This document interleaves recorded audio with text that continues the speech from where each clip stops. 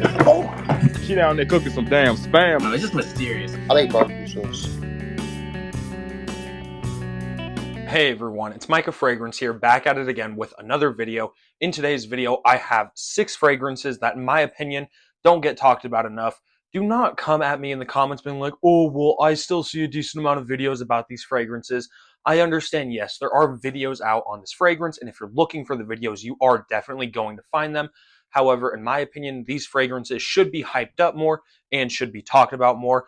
Doing this video a little bit differently, no note breakdowns. I will still give you guys the rundown on the scent and my opinion on why, these fragrances deserve more hype. We have 6 fragrances here. Let's dive into them. The first one is the first ever cologne I've smelt that I will call an actual one-to-one. This is Lattafa's Amir Al Oud Intense Oud. This one used to get a lot of hype in like the early stages of, fragrance TikTok, whatever you want to call it. But since then, a lot of the hype has died down. Now, what is Amir Al Oud cloning? It's cloning a very popular fragrance. It's Maison Margiela's By the Fireplace. And this one to me smells straight up like By the Fireplace. I get that woodsiness, I get that slight sweetness, I get that burnt marshmallow vibe. And for $17 as well, I don't know why more people aren't talking about this fragrance. And I think it's interesting. When I got this one and I was showing it off, a lot of people were like, what is that? I've never even seen it. Some people were trying to make fun of me. Like, I get it kind of does have a weird looking bottle.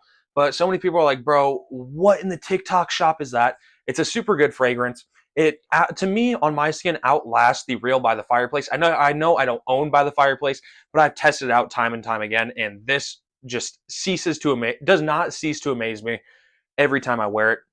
So Lattafa Amir Al Oud definitely deserves more hype. Let's talk about a beautiful fragrance that doesn't get talked about because of its longevity. There's a flanker of this one that's decently popular. Spice Bomb Night Vision EDT. The flanker I'm talking about that is pretty popular is the Eau de Parfum and Night Vision. But the original Night Vision should not be slept on. And in my opinion, it's, short longevity makes it really good for like the summer, or this is a good like haircut, barbershop fragrance. I don't mean it's a barbershop fragrance in the scent. The scent is super good and it's definitely modern. It's this nice, woodsy, slightly peppery green apple.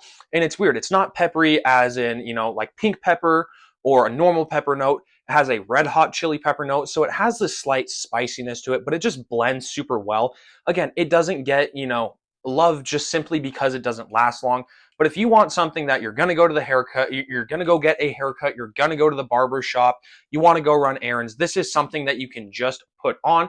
This would be another good gym fragrance as well. That one's super good. Let's talk about a line that is widely known, but I have not seen a lot of people talk about this one. Calvin Klein Eternity Air. This is the only Eternity that I have ever owned.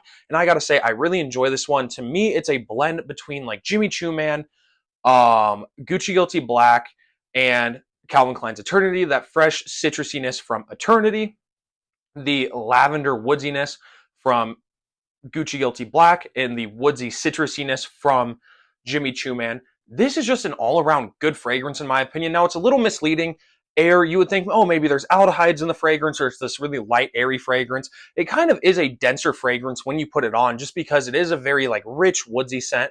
It's not like a oud scent or anything like that. But about 27 bucks gets you the 3.4 ounce. That's what I paid. And this scent just honestly surprises me. It has this like sour pineapple in the opening. Very, very good. This one just amazes me every single time I wear it. Let's talk about one of my earlier fragrances. I've had this one for a long time. Burberry Touch. Now, I know Burberry Touch and something like Burberry Brit do get talked about a decent amount. But if you really love powdery fragrances, which I guess, you know what, we'll throw Brit on this list as well. I guess now it's 7 fragrances. I'll just keep it as 6, though. Burberry Touch or Brit, I guess these both go hand to hand. And to me, they smell pretty much the exact same, except Brit has rose in there. So if you like powdery fragrances, Burberry Touch and Burberry Brit are super good. Brit doesn't have the best longevity and projection, but Touch does have very good longevity and projection, which is why I think that this is on, why I think that this should be on this list. Good powdery scent, but really good longevity and projection. It's never been through a major reformulation. You can expect like 7 to 8 hours longevity with that fragrance. Let's talk about a newer fragrance in my collection. Let's talk about a tea fragrance. City Rhythm Manhattan. I was kind of skeptical about this one until I'd smelt it for the first time, and I liked it, and I'm glad that I finally got a bottle of it. This is this citrusy, powdery, fresh fragrance with this nice herbal green tea note in it. I don't believe it's a green tea note. I believe it's just a tea note. However, it smells super, super good. It is extrait de parfum, so it does last a decent amount of time for a freshie. But again, it's just this nice, citrusy, powdery tea fragrance, relaxing. It's herbal. This would be a good fragrance if it's raining, or just a good like signature throughout the year, throughout the summer. Very, very good juice. And the last one, this one I've not been able to stop talking about, to stop recommending, Cud Lodge Chiaka Blue. This is around $26, $27 for the 100 ml on Amazon. That's where I picked this up from. I got it on sale though. I got it for about 20 bucks, and I was skeptical about the whole Cod Lodge brand. But this fragrance blows me away every time I smell it. It smells so damn good. It is like, it's not like your typical blue fragrance. It's a clone of YSL L'Homme, Blue Electric. I've smelled Blue Electric a couple times, but I don't remember it enough to actually, say if this is what it smells like. However, in the top notes, it's a little citrusy, it's a little green. It's more green than citrusy in my opinion. You get these really nice florals in the middle, and you get this ambery, musky vanilla in the dry down. Very, very good fragrance. Not your typical blue fragrance. It is like the slightest bit of like a blue body wash fragrance, but it's mainly floral and vanillic sweet. Super, super good. My biggest recommendation at this moment right now. I still love Stronger With You. I'm still going to recommend that one. This one is quickly creeping into, like my top 5 fragrances right now. Honestly, it's probably fragrance number 2 right now. I would say Cobalt's number 1, and then something like Le Beau would be number 3.